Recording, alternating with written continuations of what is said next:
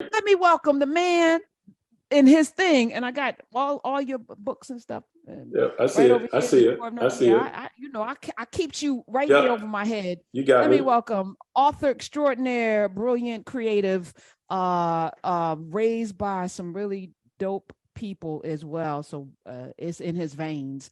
Let me welcome the great Kwame Alexander. Hi, Oh, hey, how you doing, Karen Hunter? I am awesome. Good. I'm It's so good to awesome. be Thanks. here. Good to see you. I don't know if you watch all of the things that I watch. But did you do you watch Love Is Blind? No, my daughter does. Oh, so are you saying something I'm that your not. daughter I'm does? I'm not What is making she? any 12? comment. How old is your daughter? 14 going on 30.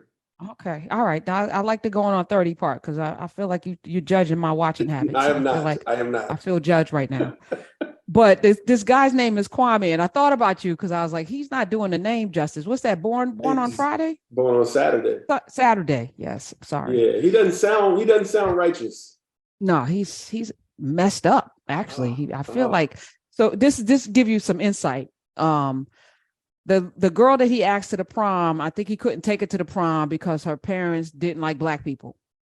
oh Lord. Then he was going to come in and say his name was Eric into this Love Is Blind experiment because he didn't want to be judged with the name Kwame. Wow. Then the two women that it came down to, both of them, none of them had melanin, but he's from Africa. So as somebody that has lived this earth with the name Kwame, the fact that this brother's, and I'm saying that loosely, walking around with that name and defiling all that it means to be a Kwame in this, and it feels intentional, right? It's one thing you can fall in love with whoever you fall in love with, but if you only go out with people who are melanemic and you got a lot of melanin, I think there's a sickness there. He trying to find himself. He on his journey. He on his journey. There's a long history of Africans coming over to America and not wanting to be confused with us because they see how we're treated. And so in college at Virginia Tech, I had so many African friends from East Ethiopia and West Sierra Leone. And most of them, if they dated somebody, it was a white woman. And the idea is they're trying to be white adjacent. Because who wants to be oppressed? Who wants to be? Wait. So let's logically walk through this though. Yeah, You are very black, but in your blue mind, black.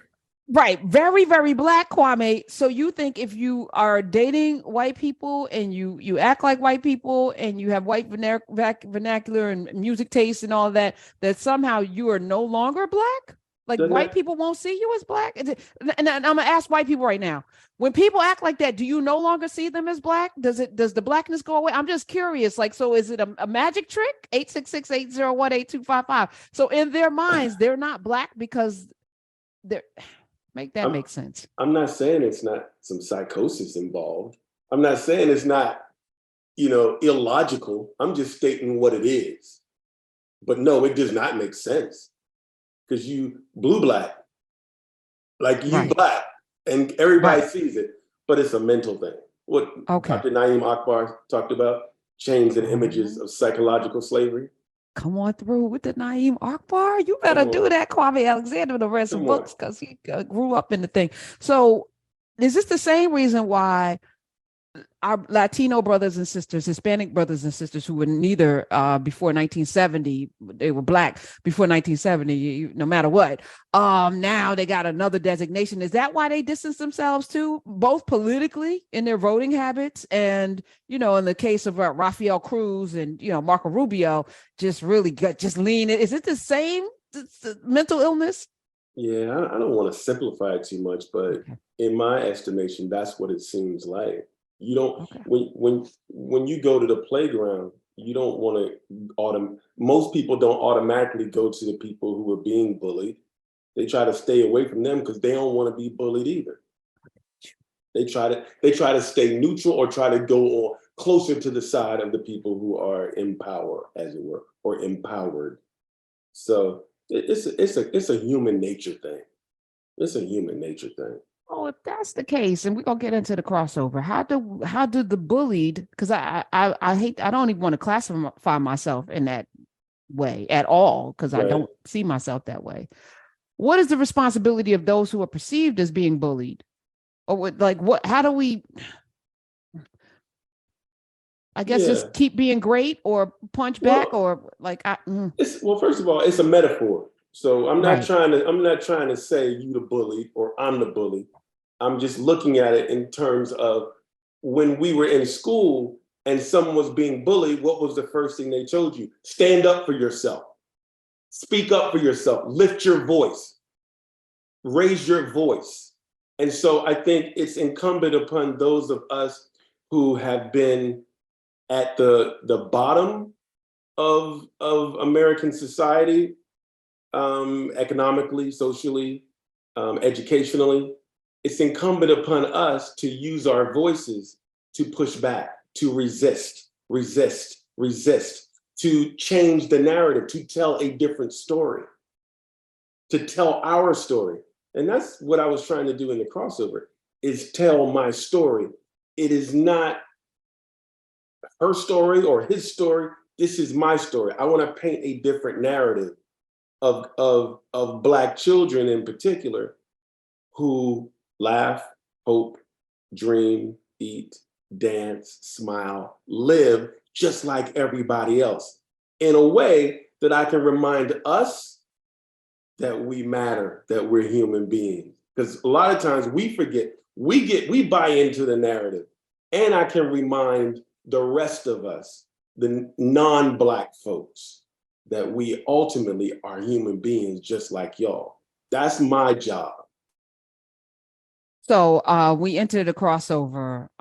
It follows twins played by Jalen Hall and Amir O'Neal. Now, you know Jalen Hall because he played in Till. He played Emmett Till. He's also on one of my favorite TV shows, American.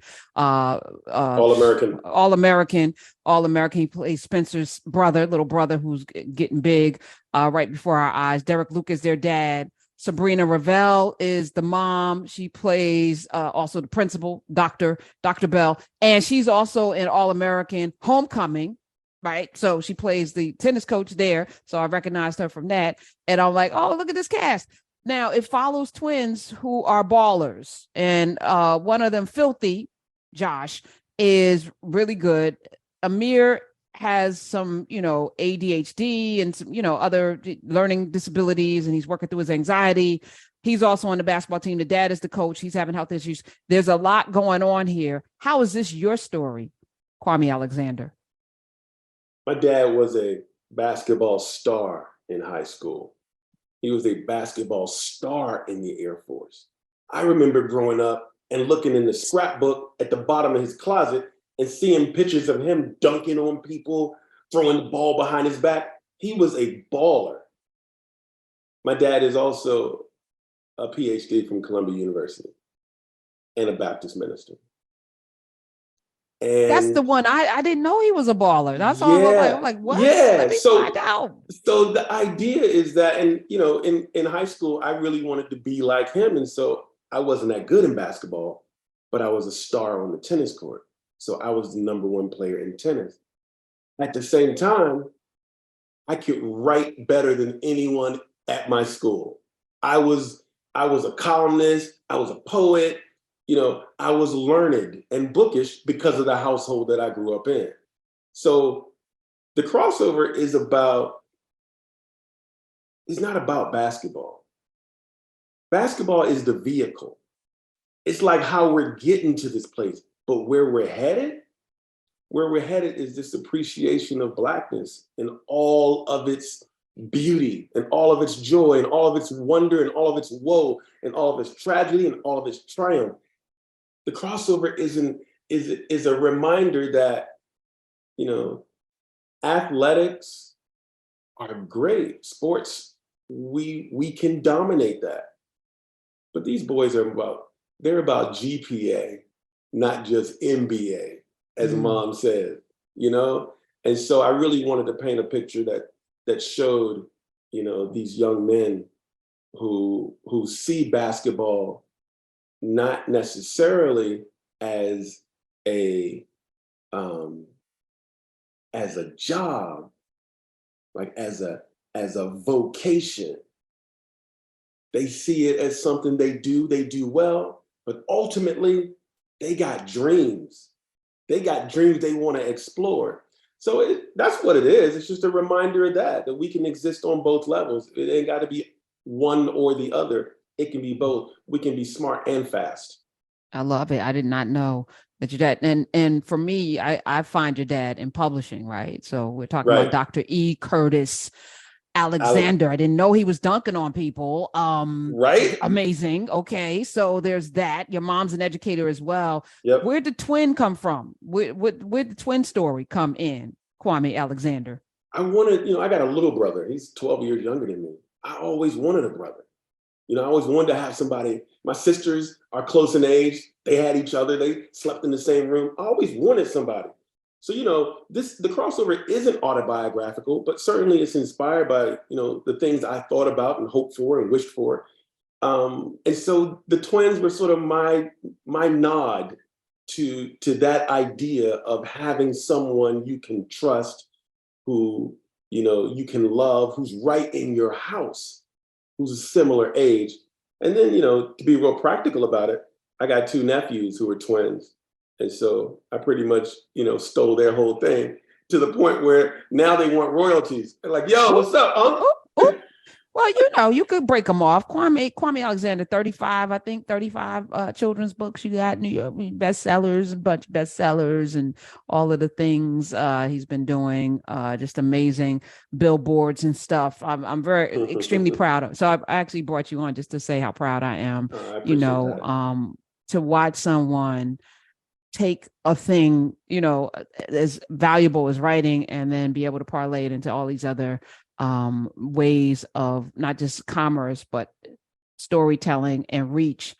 Disney Plus, I was like, yes, you have arrived, and I'm happy to see it. Yes, in a limo. You've arrived in a very nice luxury car. It's nice. I will know I have arrived when you and I work together on something. I'm waiting on that. I know you keep talking about it. I'm waiting on it. Okay. I actually literally ran down the things that I was doing today. And then I was like, I said that out loud and it was a lot. I was like, I don't say it out loud. And I'm like, oh, you just said all of that out loud. What are you doing? Yes, let me finish this book that's super important to me. And then I can breathe, because I can't breathe right now, because the commitment that I've made to this project is keeping my breath tight, and because I want to do right. You ever been like in a situation where you want to perform, not because you have to, not because because I don't have to, but I want to, because the person deserves to have something great. And I'm just like, and then you put all this pressure because it's got to be great for them. They deserve greatness. So I'm just like, pray to the Holy Spirit that happens. All right, let's take a call or two. Thank you for your love, because that's what that is.